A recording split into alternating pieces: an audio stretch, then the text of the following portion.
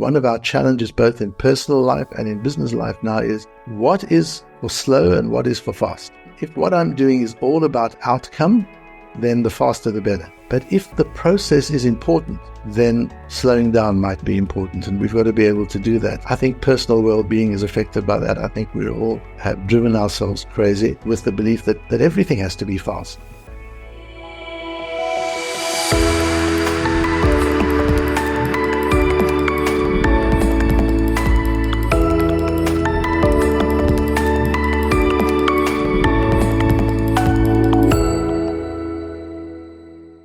Welcome, David, and we are grateful to have you here today and speak about leadership. Would you start us off with a little bit about your leadership background? Thanks for having me and for organizing this podcast. Wonderful to have the opportunity to speak to you. My background in this particular area of work came when I realized that, and now we're going back in nearly 30 years, that the world would be facing some interesting challenges over the then next 20 years or so. I thought that I got together a group of CEOs and various different business leaders, a few academics. I was in South Africa at the time. South Africa itself was going through major transformation at that time. It was the end of apartheid. It was the beginning of a democratic period. So the country was changing, society was changing, business was changing. And looking ahead and seeing so much change ahead, I got this group together to look at what are likely to be some of the biggest challenges going forward, and how might we address them in ways that the world wasn't addressing them at that time. And we looked at a number of things, and one of the issues that came up was clearly how we were going to enable continued and, in fact, accelerated innovation and productivity without squeezing people dry, without draining people of their energy. We were going to need more and more from people. That was becoming clear. As technology became more and more of a factor in business and in production, it became clear that the role of people would change, and we would be called upon to do more and more with less and less. And how do we do that with people and still keep people engaged and keep people inspired? And that really became the essence of it. What could we do? What element is there by which to increase productivity without draining people? On the contrary, and what we came to and what I developed at that time was a method of leadership that inspired people with a sense of value and purpose, and that every business can find the purpose of its existence, the higher purpose of its existence. I've always believed that people don't come together by random chance. If a group of people come together to form a business or to run a business, to manage a business, there's a reason why that particular group of people come together. And if a business is created or has evolved and developed over a period of time, it has a role to play in the world more than just making the widgets that it makes. It's there to do something more than that. For all its stakeholders, for the people it employs, for the societies it serves, for the customers it serves, for the investors who invest in it. It just has so much more able to be aspired to than just the making of money. And once we developed that approach and we were able to link people into that, meaning that I'm able to find my sense of purpose through working for this particular company, much as a physician or a nurse might find in the medical profession. It's not just a matter of doing it to earn a living. The people who work in the medical profession have a much higher sense of purpose. The same applies in business. If one can tap into that higher sense of purpose of what is this business really here to do? In what way are we here to change the world?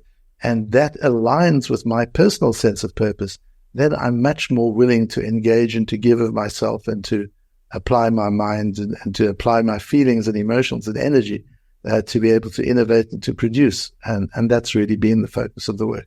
This is exciting, especially 20 years ago. You already began working on things that are really important right now as the world has changed and we've experienced the shutdown through COVID, and a variety of things have happened, and technology has boomed in the last 20 years.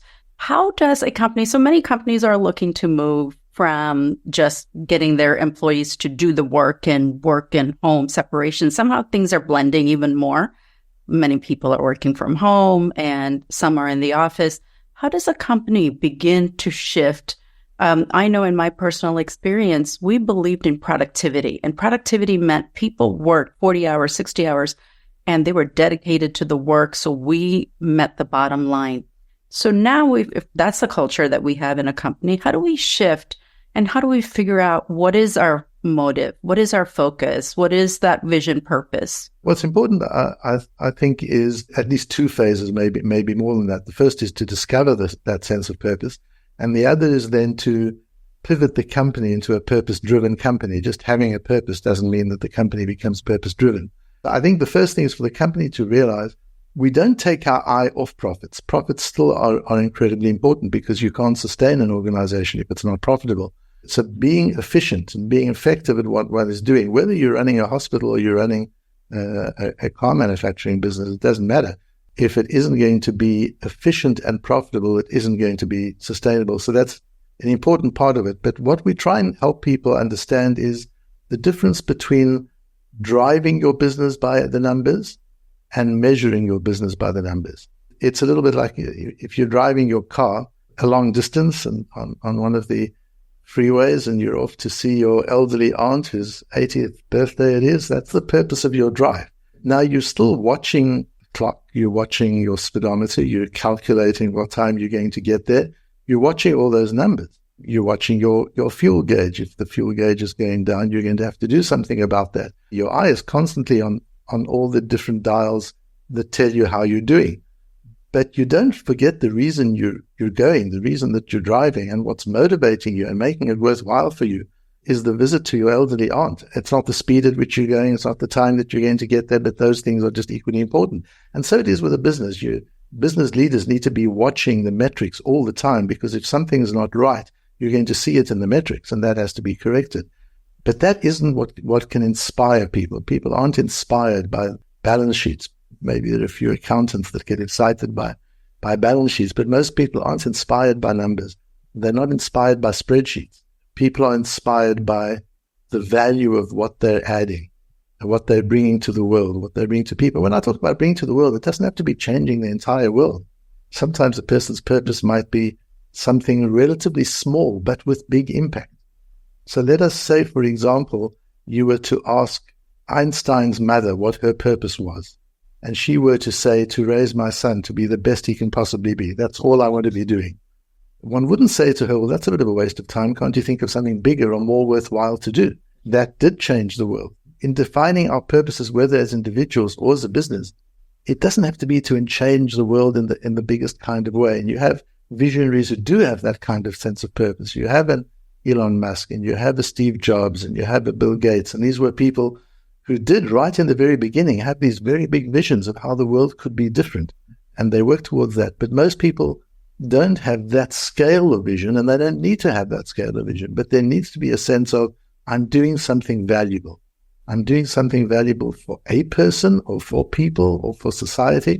Just I'm doing something valuable for somebody other than me, or a purpose that is higher than me, so that a person doesn't become self-centered and self-driven in their business activities, but rather working towards something bigger and something higher. That's inspirational for people. Those are the steps. Firstly, one would have to say, you asked, how do we get to discovering the purpose? And there we have an interesting approach. I've always thought that purpose is not something that you create. It's not something that you design. It's there. We all have a purpose, and every group of people has a purpose. There's a purpose that brings them together. It's about discovering it and what that is. And to discover it, you've got to discover what makes you unique. In what way are you as an individual or your team or your company? In what way are you different from any other? And there you'll look at things like your capacities, what it is that you're able to do, the mix of capacities. If you take a leadership team of a business and you figure out who are these people at the essence. And I believe, I'm sure you do too, that there are no two people who are identical, and there have never been. There's never been another you, and there's never been another me, and there never will be. As unique as we are, if 3 of us get together or 10 of us get together, that is something that is so unique. There's nothing in the world that can come anything close to that. Now, how do we use that? How do we say these 10 people that have come together can do something that nobody else can do, and try and understand what it is, what capacity do you have, what are we passionate about, what are the things that drive us, and who are the people that we're passionate about serving, who are the people that we want to be serving, and can we define that? So we take companies through a process to be able to discover their purpose, not create their purpose. So it sounds like there is a process in place, and it takes time, it takes intention, and it takes a lot of discovery and figuring out exactly what your strengths are. And you speak about the 10 or 20 folks that come together, and it sounds like the strength base, so the strength each person brings adds such a great value to an organization. And now that shifts me into the diverse cultures. So now we are definitely growing into having companies with folks that are online, in person, in different countries. So cultural nuances and differences that leaders need to be aware of in creating an environment where everyone's needs are met. Not saying that the leader job is to make everyone happy, but what are some of the things that we need to be looking at now to create this environment that's rich and value-driven based on what others have to bring to the table? That's an important question. If one truly wants to be global and inclusive, then one has to set about it in a particular way, and we'll describe that in a moment. And one has to make that decision. Do you really want to be that, or do you want to be more singular cultured? That's not the fashion today, but it's certainly easier to say, look, I want to hire people like me, and I want to work with people that I feel very comfortable with, and that's what I want to do. And that's one kind of a business, and it has its advantages and its disadvantages. But today there's much more of a need and a desire to be culturally global. By global, I don't mean that I have an office in every country, but I mean that I have people from all over the world, and not necessarily even people geographically from all over the world, because what makes people diverse is not so much where they come from, but where they're going to. That's what makes people different. You could have a person that comes from Hong Kong or from China or Japan, and you can have somebody who comes from Germany or France, and you could have somebody that comes from Brazil or Canada or Mexico. And the fact that they all come from different places is significant. We can talk about that. But what's really important is, where are they all going? If they're all going to the same kind of place, then they're not that diverse. If they all went to the same schools, the same colleges, got the same kind of education, they're not really that diverse, even though they might look diverse. And I've always taught that diversity isn't about how different people look. It's about how different people see. If you've got two people who might look very similar, but they see the world very differently, that's diversity. Often, that looking different and seeing differently will go hand in hand. Often somebody who's grown up in a village in China or a village in Africa is going to see the world very differently from somebody who grew up in New York City. There's obviously an impact in terms of where you come from and how you look. But you could have a group of people who look very different. You could have an African American, you could have an Asian person, you could have a white American woman, and they all come from New York City, and they all went to the Ivy League schools in New York City, and they all went to similar sort of high schools, and maybe even lived in similar parts of New York City. They're not diverse. There's nothing diverse about them. And yet you could have 2 or 3 white American males who are incredibly diverse, who see the world very, very differently. And I think there's been this trend of checking the boxes of having diversity in terms of people that look different. And yes, there's perhaps a higher chance that if I employ people who look different, that I will be employing people who see differently. But one can't take that for granted. And now we have to design our global company in a way that includes people who see the world differently.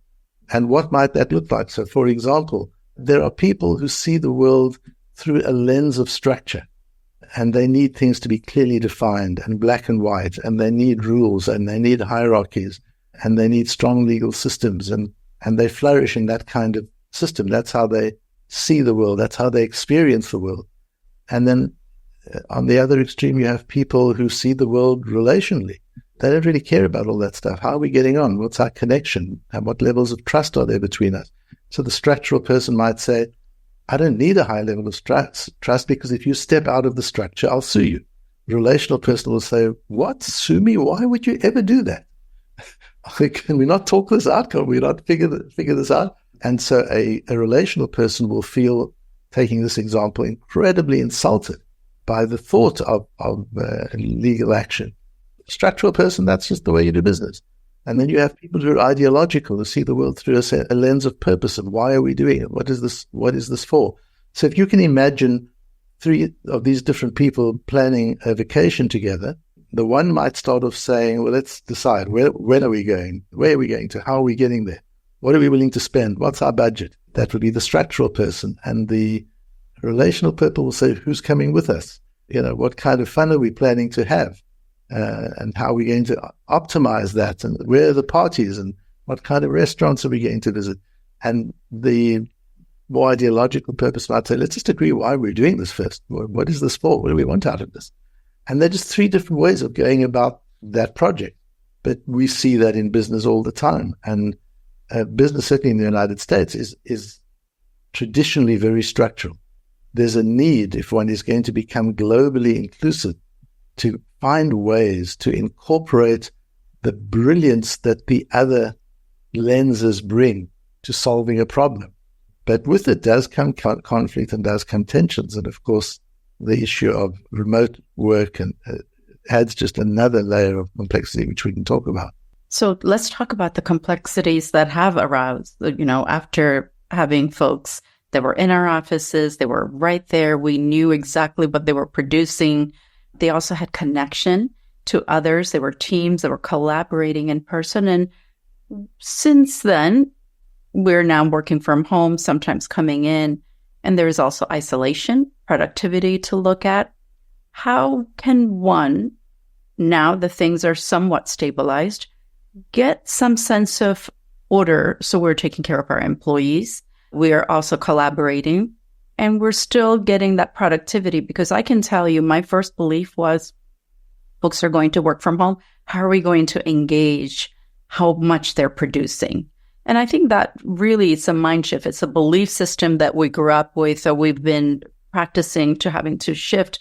So what are some of the ways that we can shift from that one way of being to this global cooperative respect and trust into the workplace? The first thing I think is we've got to shift from managing people's time to managing people's output.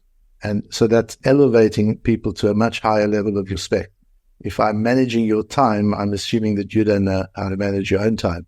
If I'm managing your output, then I'm simply aligning your skills and capabilities and time to our needs as an organization. There's nothing disrespectful about that. So we need to be able to come to a point where I don't care how many hours you're working. It's irrelevant. What I care is what value are you adding. And if you've developed ways, because you're smart and efficient, if you've developed ways in adding enormous value by working for an hour or two a day, it shouldn't bother me in that level. There's another area where it does matter. So in terms of people working remotely, we've got to make that shift. In making that shift, we're beginning to treat people like almost an external resource, an outsourced resource, as almost in a consulting capacity, a provider rather than an employee. And that's important to negotiate with the employee, because it's very hard to treat somebody as a core employee when they're remote. People aren't designed to be alone. People are designed to live in community. And our families are little communities, and we do well in social communities, living in the areas around us. And work is also a community.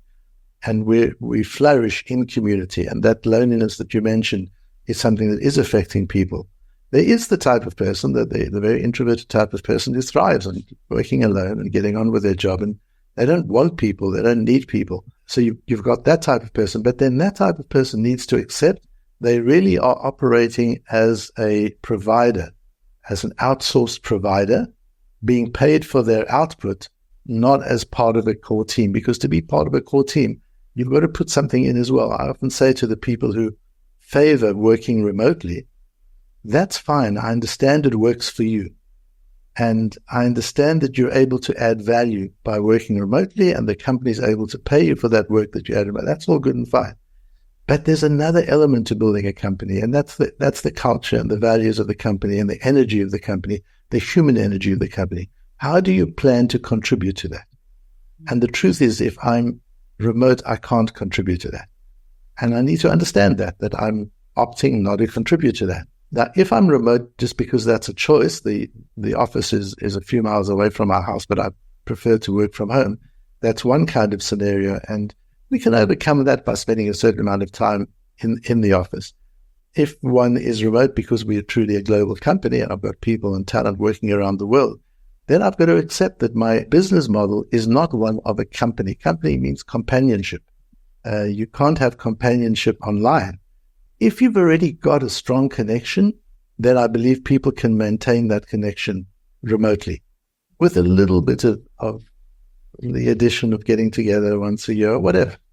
But if you don't have one, if you just joined the company, if you trying to build a relationship with a new client or with a new partner or with a new friend, it's very, very difficult to do that remotely. People can date remotely to a certain point, but they've got to meet each other. And I don't know what the numbers are of how many relationships end when they meet each other. It's just not what they thought it would be. A large number of relationships are successful. They manage to meet online, to get to a certain place online they would never have met any other way. And they're able to then pivot and convert it to a real face-to-face relationship. And it's the same in business. So if one starts in a company remotely and one stays remote and one's never really part of that company, you have to accept that you're an outsider. You actually are providing work to the company, and that needs to be okay for you. You're your own business, providing value to a company, and they're paying you for the value you do it in your own time, in your own place. But as a leader, if I'm trying to build a company of people who all bring their uniqueness of spirit that we discussed when we were talking about purpose, and you want to discover what a company's purpose is, it's the people who are together that give a company its purpose, that really energize that company's purpose. So one needs a combination of people who are really at the core, who spend a lot of time together, people who are not so much at the core, who spend some time together, and people who are on the periphery, who already are providers and don't need to be there at all physically, and they can do it all remotely. And we have to be able to satisfy the needs of all three. Understanding that there are people who need a high sense of belonging, and there are people who need a high sense of autonomy. It's very difficult to have them both unless you are a founder, you're an entrepreneur. If you start your own business, you're autonomous and you have belonging. You hire a group of people and you hire a team, and the team grows, and you have a sense of belonging. Here's this company you've created, and you have autonomy because you're the boss, you created it, you can come and go as you like. But if you're not, if you're an employee, you've got to trade one for the other. You want more autonomy and less belonging, or more belonging and less autonomy. And those are new conversations that companies need to have with their employees. If it's going to be more autonomy, we might pay you in a different way. Your leave might be different. Your share options might be different. If you want a lot of belonging, then that's a different kind of contract. We have to be flexible enough to create employee contracts that are agile and are themselves diverse. You can't hire diverse people and have a standard employee contract. You can't have a diverse people and have a very standard fixed culture. There needs to be fluidity to be able to manage diversity. Shifting from the one size fits all to now moving to the agile changes, constant shifts that are happening in the world. So what are some of the things that you knew 20 years ago that the world's going to need something different? What are some of the similar challenges that we still have that we did 20 years ago? Because we really believe that things are so much different. I have a feeling that they're more of the same with different circumstances.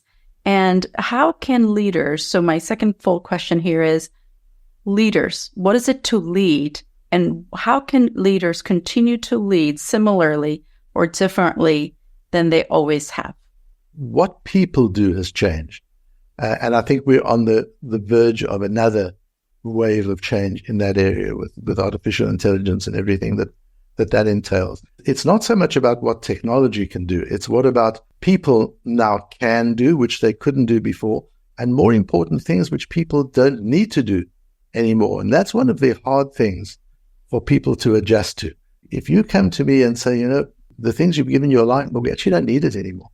That is a terrible shock for a person's self-esteem. They are so invested in what they are. But we need to find ways of being able to help people through this. It's not we don't need you anymore. We need you more than ever.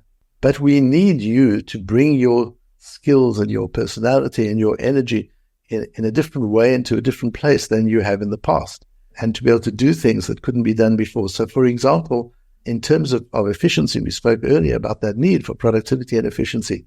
Technology makes us more and more efficient.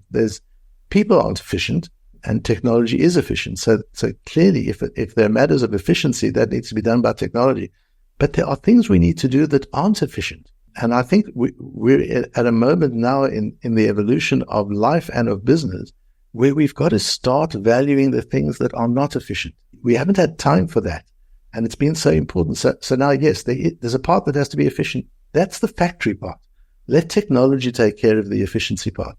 But when it comes to human relationships, to connections, to innovation, these are things that don't happen in an instant. These are things that do need time. These are things that happen slower. You can't make wine in an instant. There is a maturation process. If you're going to make good wine, it's going to take time. And the more efficient you try to be, the worse the wine is going to taste and the worse an experience it's going to be for the person who buys the wine. And now there are parts of the process you can make efficient by using technology. You can move your barrels around efficiently. You can fill the bottles efficiently.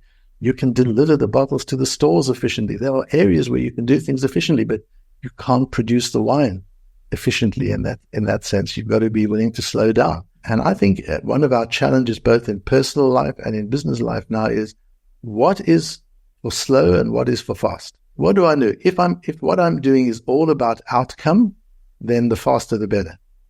But if the process is important, then slowing down might be important, and we've got to be able to do that. And I think personal well-being is affected by that. I think we all have driven ourselves crazy with the belief that everything has to be fast.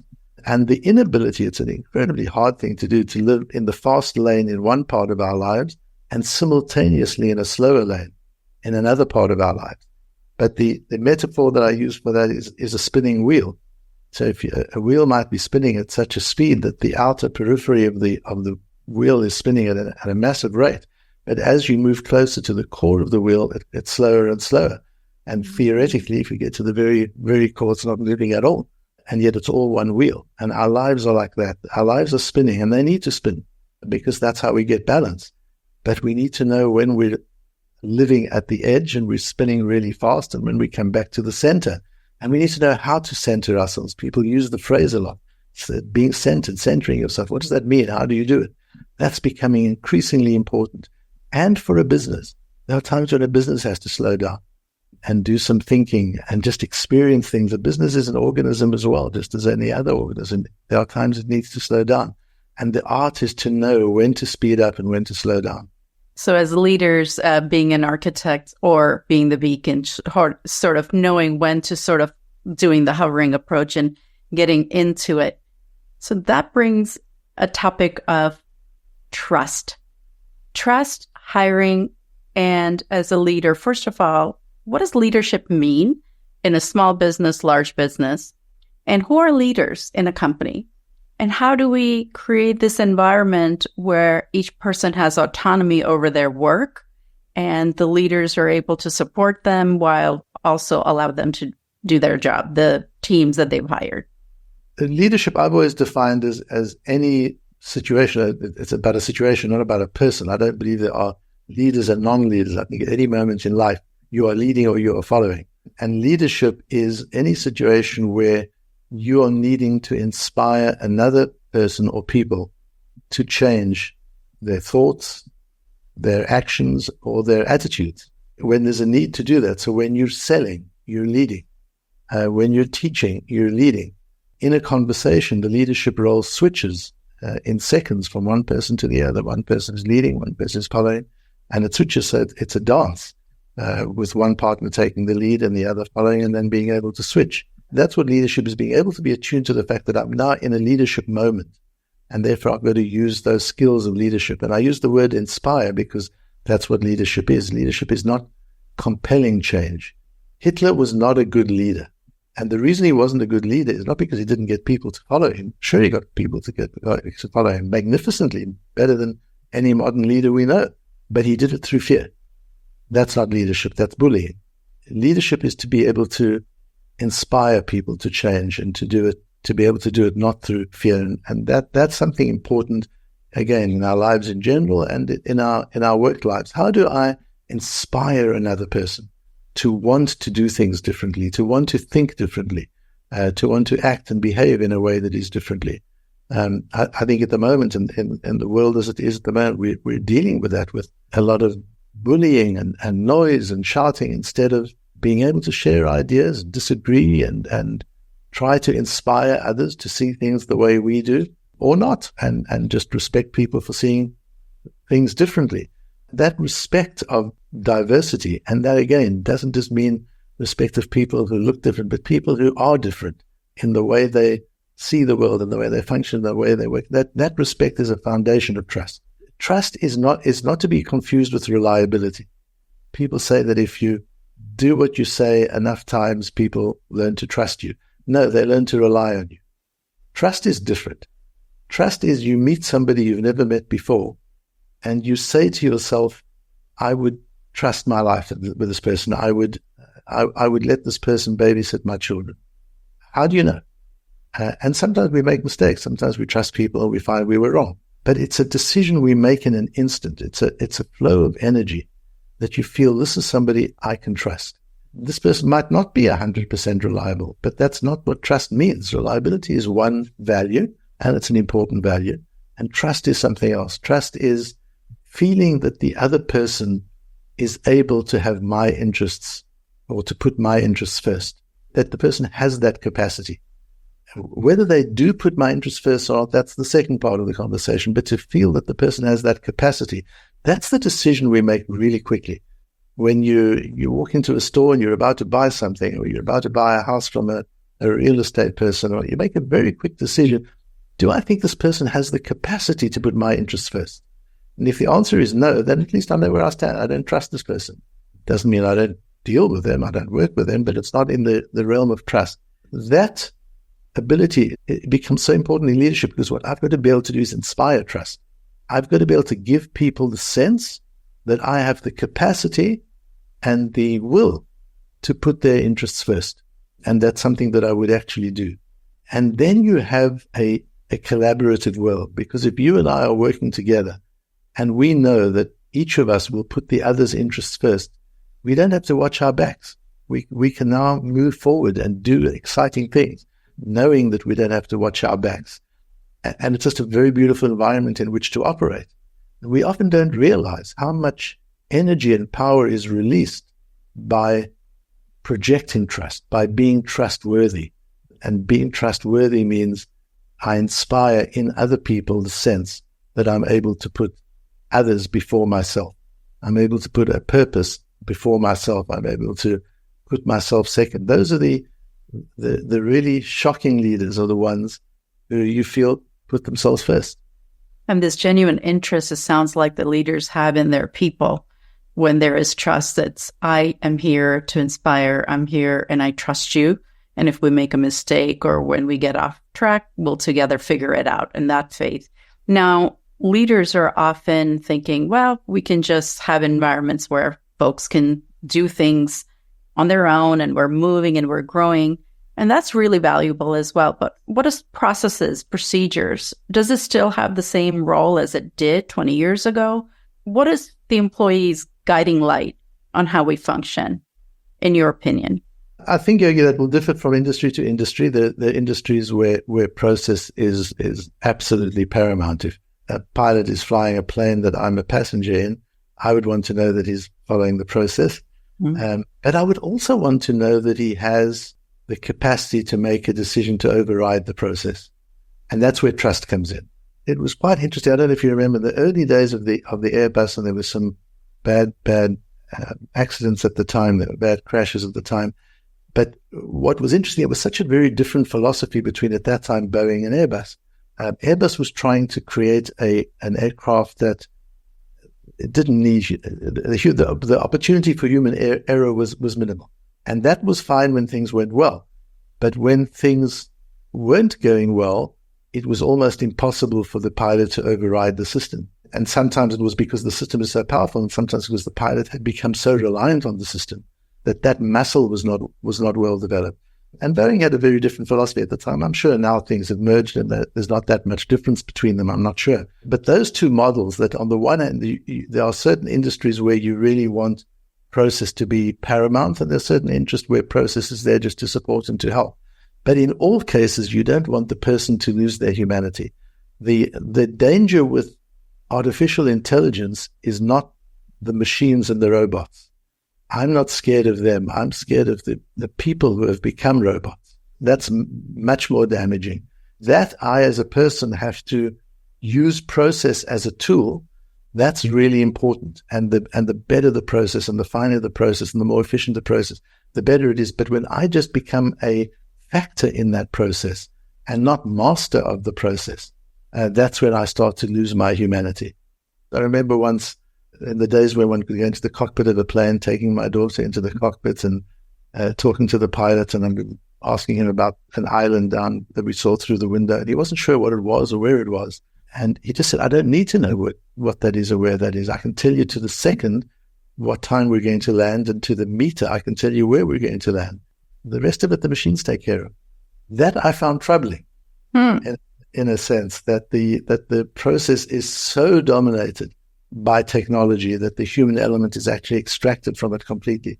So I think we have to, as leaders, we have to look at that and say, what is the role of the human element, and how do we redefine the human element? So ChatGPT can write my articles now. Does that mean that I abdicate the article writing to ChatGPT? Or does my role become a different one, a more creative one, since ChatGPT can now check my grammar and all of that stuff? Do I put most of my effort now into innovative content? And how do I push the boundaries there in ways I didn't have time to do before because I'd spent so much time on the grammar, which now can be done quickly, for example. So earlier you spoke about the change and the new wave, and, in the future, things are going to be considered with technology or with AI. What are some of the things that you notice that we need to prepare for, or we need to be aware of, especially with social interest?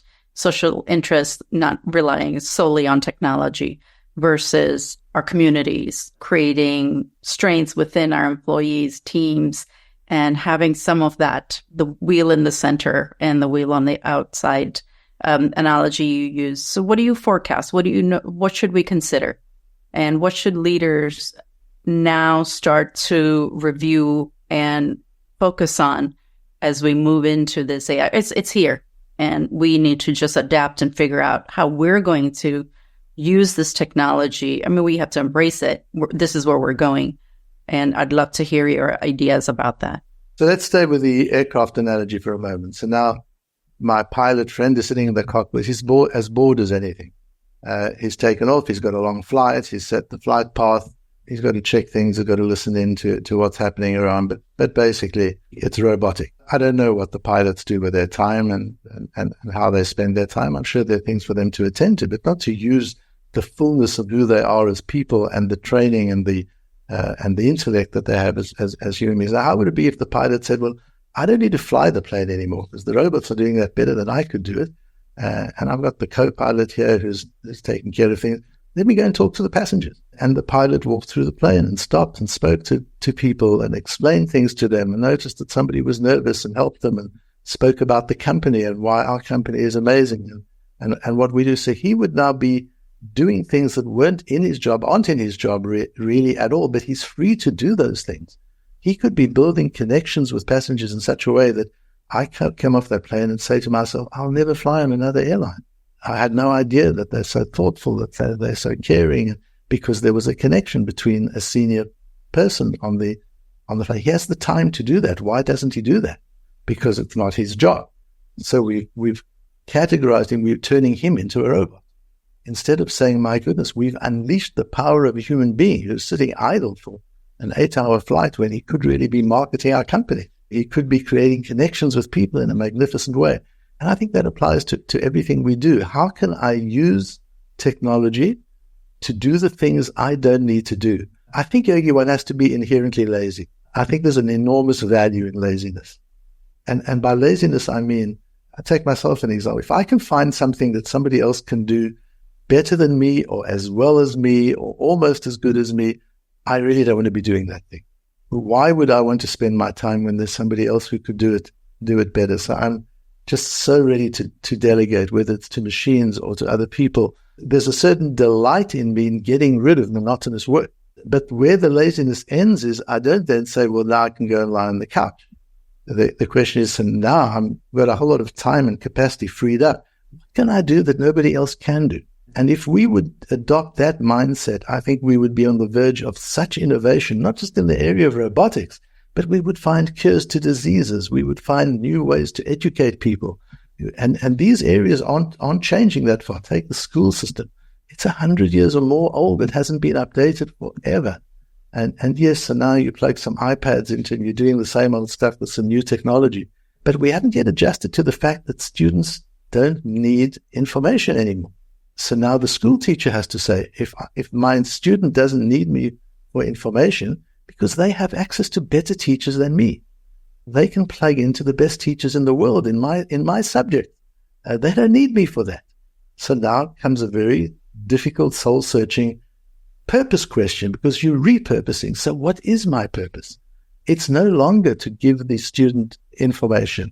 My purpose is now to inspire the student's curiosity. How do I go about it? Now imagine if all the teachers in the classrooms were doing that instead of dishing out this information, which the students are able to get much more efficiently. In all these areas, I think we've got to say to ourselves, what can I delegate to machines, and celebrate that? Just be so relieved that can be delegated. But now, how do I do something that machines and even other people can't do as well? Now, take that area of writing. Are we losing the whole capacity to write? And writing as a process of developing self, not just of producing an output, but of self-development, being able to journal, being able to write a piece, to be able to translate one's thought processes into writing. Are we losing that capacity? How do I make sure that I keep that, but still use technology to be able to do it more effectively and more efficiently? So whereabouts are you living? Are you in New York? Are you abroad right now? I'm living in a very hot spot at the moment. I'm living in Israel, so I'm right in the Middle East, and as you know, it's an incredibly intense. It always has been intense. It is an intense society. It's an intense place, and the issues the country is faced with and the region is faced with are issues that appear to be almost insoluble. So living in an environment dealing with challenges that appear to be insoluble offer opportunities for amazing people to think and act in amazing ways. We're not yet seeing the fullness of that. We're not yet experiencing that. But these are areas, no structure and no technology is going to solve the problems of the Middle East. It's going to have to be solved by human beings who are able to build trust, human beings who are able to inspire one another. It's one of these areas where I'm really watching leadership and leadership failure hour by hour, never mind day by day or week by week. Ordinary people doing amazing things, amazing acts of leadership, and leaders doing things that are incredibly dumb, and just realizing how tenuous the art of leadership really is, and how fragile it is. Thank you for sharing, David. And yes, indeed, being from outside, we can sense the chaos, the challenges that folks may be experiencing. What types of leadership? So this is just one example that you shared, which is really tragic. In the world, in the companies, we tend to have minor challenges, or we're facing reality of severe challenges. What are some of the qualities that are really important when there are devastating challenges? Or, in a company, it might be profitability. We might have to close down. We can't find employees. What are some of the strengths that leaders need to incorporate when there is a severe challenge? Because it's easy to get into that fear mode and operate from the fear mode, which is more rules, more challenges, more power, more control. But there is that opposite, which is then most important. Can you speak a little bit to that? So, I think it's about a person having a mindset of an element of the infinite, that anything is possible, that there is not a limited pie that has to be shared out. We're living in a world, in a universe that is capable of enormous production. Believing in people, that people can turn themselves around and people can turn a business around. Being willing to face discomfort and pain.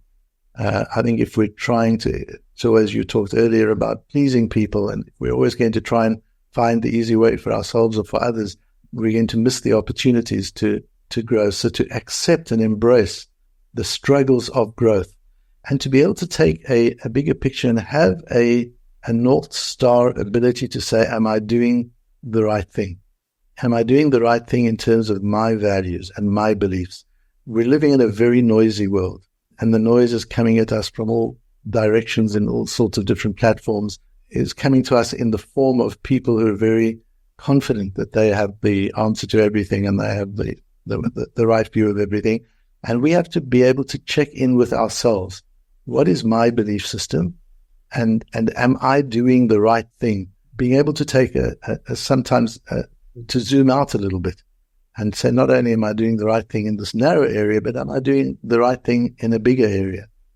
And to realize that stakeholders have opposite interests very often. It's very, very difficult for a business leader. It's okay when things are good and I can pay good dividends to my investors and I can increase salaries for my employees and I can increase prices to customers and nobody cares because there's plenty of money around. And we've come from that environment where money has been very abundant and cheap. And leaders who grew up in that environment are finding it very hard to adjust to an environment where money is expensive and where you have to make trade-offs.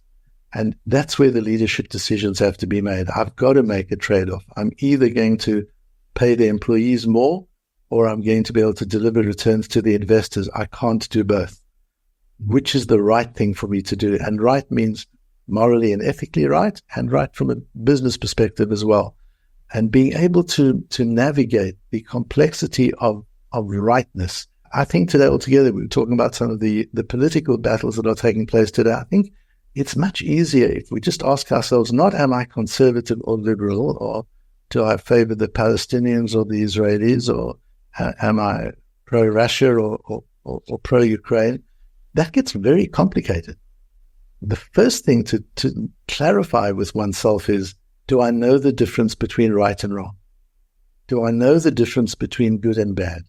And am I willing to take a side for good? And that means there are times when I might be on one person's side, and there are times when that person does something terribly wrong, and I will not be on their side for that. It's not an alliance. It's a moral choice that needs to be made in the way we judge the actions of others.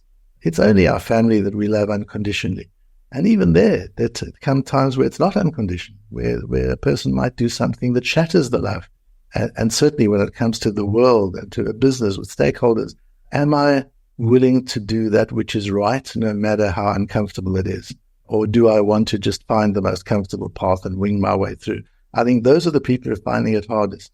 The people who have moral clarity are finding it easier to navigate complexity and confusion, because we're dealing with complexity and confusion, and there's no black and white answer out there. It has to be black and white for me. And that might be different for you, and that's okay. As long as I know that you're honest and integrous to who you are and me to who I am, we can then have a conversation about it and understand that we see the world differently. It's when we don't know the difference between right and wrong and good and bad that we get into really shady areas.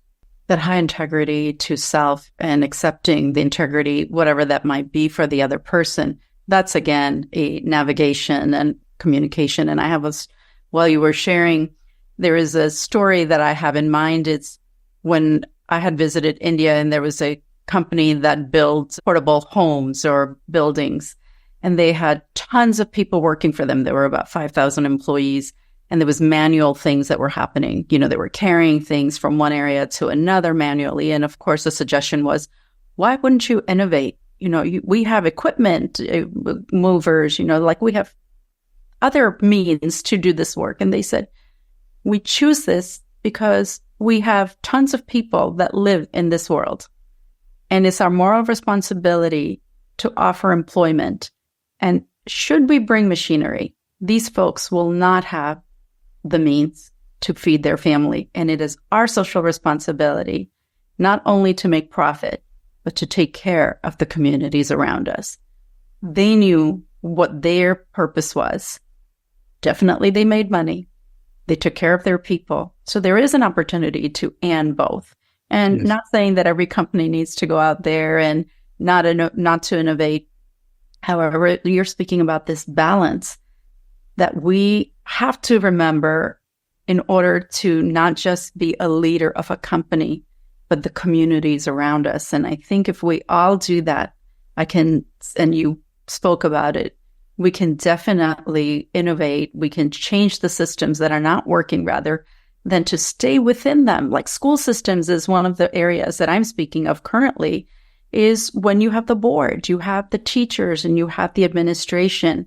And the administrators often pulled in the directions of the state's changes on what the curriculums are, but we're forgetting who are these changes for? What is the bottom line? Who are we serving? Who's our customer? It's the child, the student. So what is the best for us to do for them? And I think if we just sort of align to the purpose and how we could innovate the way we do things, we can really, and this conversation was very inspiring for me. In the last minutes, what are some of the things that you can share with those who are leading and they have boards and they're in the middle? And definitely sometimes these leaders are reporting to the board and they still have the employees and constantly the ships. How can the leader lead with their integrity and maintain the expectations of the board, but really meet the needs of their people? I think you touched on a word, and that really is the foundation of purpose, and that is for each person to decide, who am I serving? We're all serving someone in every area of our lives, or something. And to clarify that, to get very, very absolutely crystal clear on who I'm serving. So, for example, in a business, I'm serving the customer. Let us say, I make that choice. I'm here to serve the customer. I'm here to support employees. Now, you might have another business that says, I'm here to serve my employees. And customers are the vehicle. By having customers, we make enough money to be able to pay the employees. But that's a decision I have to make as a leader. Am I here to serve employees and customers are a vehicle? Or am I here to serve customers and I support my employees in that activity? And when it comes to shareholders, I don't serve my shareholders. I reward my shareholders. They've taken a chance on me. I reward them. So we have these different relationships. We get confused when we think, I serve all of them. How do I serve all of them? How do I do that? No, I serve one of them. It's my choice as to who it is that I want to serve. We all serve somebody. Some of us serve ourselves. We become self-serving. We need to acknowledge that. I'm here to serve myself. I'm first in this. Then just acknowledge that. Just clarity on who I'm here to serve. So in the school system that you're talking about too, where it can be such a struggle, there should be no question. I'm here to serve the next generation of leaders. That's who I'm here to serve. Not even the students in front of me. I'm here to serve the next generation. How well am I doing that? I report to a board. That's not the same as serving a board. I do not serve you. I have to be able to get up and say to the board, I do not serve you. I report to you. These are the people I serve. To be able to say to the parents of the students sometimes, I don't serve you. I need your support, and I can help you and support you in many different ways. But my service is to the next generation of leaders, to the next generation of people. That's where I'm going to make the difference. So I think if one becomes very clear on who one serves and what the nature of one's relationship is with the other competing stakeholders, it becomes easier to get that North Star sense of doing the right thing. Am I doing the right thing for the next generation of leaders? Thank you, David, for speaking with us today. You're listening to Jagged Edge Podcast with Yogi Patel. If you like the content of this podcast, please follow and join us for another session. And David, thank you for encouraging us, inspiring us as leaders, as human beings, and your wisdom. I hope to speak to you again and have different conversations. I look forward to that. Thank you very much for having me, Yogi. If you like the content of this video, please don't forget to follow. And also, if you want more information, visit the website, yogipateltte.com.